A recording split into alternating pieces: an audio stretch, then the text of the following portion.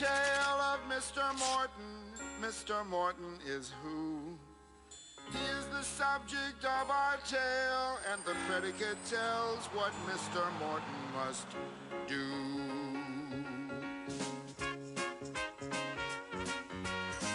Mr. Morton walked down the street. Mr. Morton walked. Mr. Morton talked to his cat. Mr. Morton talked. Hello, cat. You look good.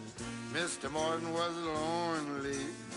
Mr. Morton was. Mr. Morton is the subject of the sentence, and what the predicate says he does.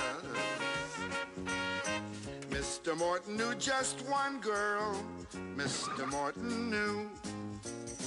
Mr. Morton grew flowers for Pearl. Mr. Morton grew. Mr. Morton was very shy. Mr. Morton was. Mr. Morton is the subject of the sentence, and what the predicate says he does. The subject is a noun. That's a person, place, or thing. It's who or what the sentence is about. And the predicate is the verb. That's the action word that gets this subject up and out. Mr. Morton wrote Pearl a poem. Mr. Morton wrote. Pearl replied in the afternoon. Pearl replied by a note.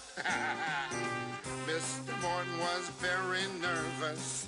Mr. Morton was. Mr. Morton is the subject of the sentence, and what the predicate says he does. The cat stretched, the sun beat down, a neighbor chased his kid. Come here, kid, come on. Each sentence is completed when you know what the subject did. Mr. Morton knocked on her door. Mr. Morton knocked. Mr. Morton sat on her porch. Yes, he just sat there and rocked. Mr. Morton was a nervous man. When she opened up the door, he ran. Mr. Morton climbed up his stairs. Mr. Morton climbed. Mr. Morton rhymed pretty words. Mr. Morton rhymed. Mr. Morton was lonely. Mr. Morton was, until Pearl showed up with a single rose. Who says women can't propose?